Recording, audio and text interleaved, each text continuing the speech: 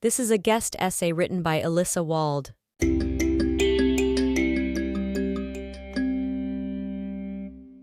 Recently, I published a Facebook post that is getting some good traction. It said, "Saying from the river to the sea means different things to different people, like saying the Confederate flag means different things to different people." I posted it because of statements like this recent one from Palestinian American and U.S. Congresswoman Rashida Tlaib, who said, quote, "From the river to the sea is an aspirational call for freedom, human rights, and peaceful coexistence, not death, destruction, or hate." Well, Congresswoman, take that up with your friends in Hamas. And I say friends because Tlaib was in the tiny minority of House of Representatives who voted against a resolution to condemn Hamas after the October 7th massacre. Hamas leader Khalid Mashal explained in a recent podcast exactly what "from the river to the sea" means, saying, quote, "First of all, we have nothing to do with the two-state solution. It is an unacceptable term because it means you have some kind of a promised state, while you are required to acknowledge another state, the Zionist entity, recognize its legitimacy, and that is unacceptable. This is the enemy. I don't want him. For me, the position of Hamas, as well as the majority of the Palestinian people, especially after October 7th, there's a renewal of the dream and hope. Palestine, from the river to the sea, from the north to the south. Our Palestinian project, to which the vast majority of Palestinians agree, even those who have a different opinion and are forced to say it due to political circumstances. But the one thing most of the Palestinians agree to is that we must not give up our right to Palestine, from the river to the sea, and from Rosh Hanikra, the very north of Israel, to Eilat, the very south of Israel. That is our Palestinian right." End quote. Ernest Bevin, the Foreign Secretary to Britain during the decade of Israel's inception, and no friend of the Jews, went to the British Parliament in February of 1947 to explain why Britain had succeeded in fulfilling the British mandate for Palestine to create sovereign states in the Levant on behalf of the Arabs, with the creation of Transjordan and Iraq, but was failing to fulfill it on behalf of the region's Jews. His Majesty's government has come to the conclusion that the conflict in the land is irreconcilable, he told them.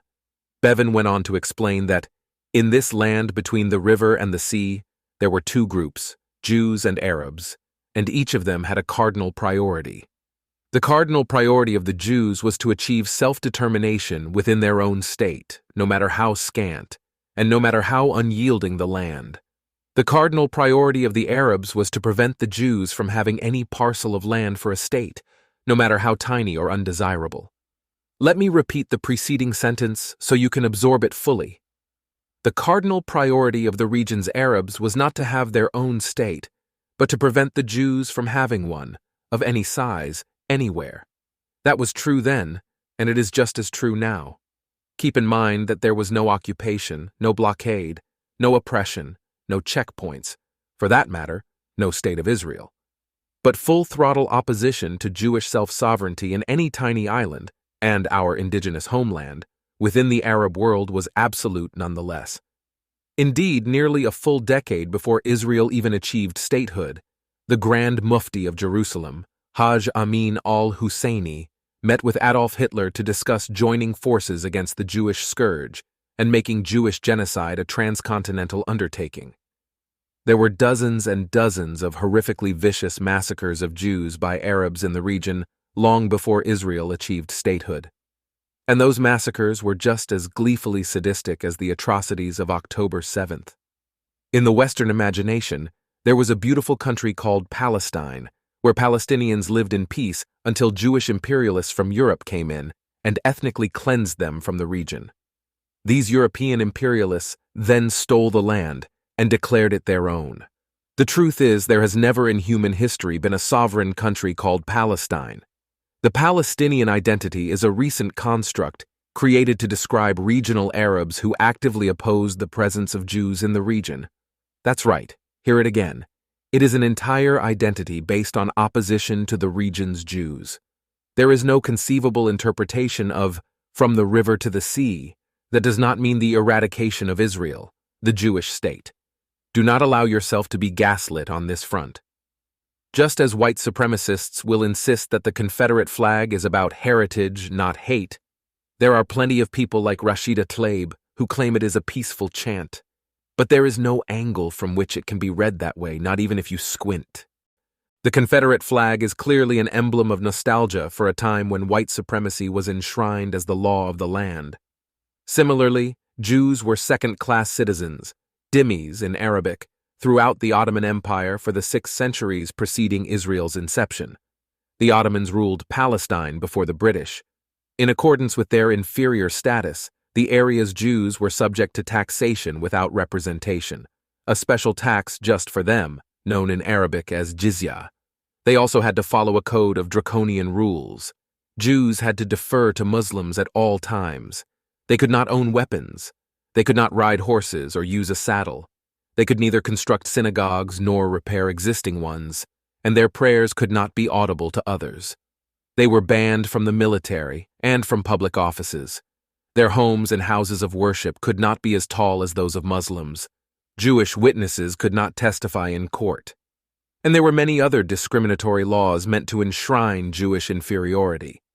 The phrase Ottoman Empire might sound like an ancient entity to those not versed in the history of the region, but in fact, it did not end until 1922, long after Zionism had taken root as a dream. And the region's Arabs were no more in favor of accepting Jewish equality and self-determination than the Confederate South was in favor of accepting black equality and self-determination. All this is why I have a bedrock-level conviction that any reasonable person who truly understands the region's history, as well as the whole geopolitical picture, cannot deny that Zionism is a deeply progressive value and liberal triumph. It was really quite an extraordinary PR trick when Israel was, and still is, cast as the Goliath in this region.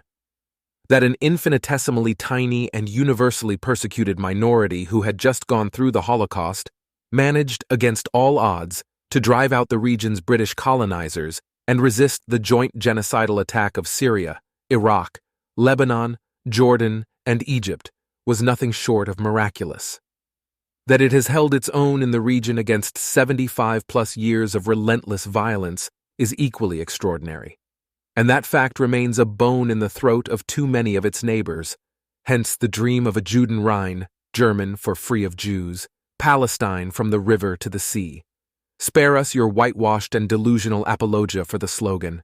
We know very well what it means.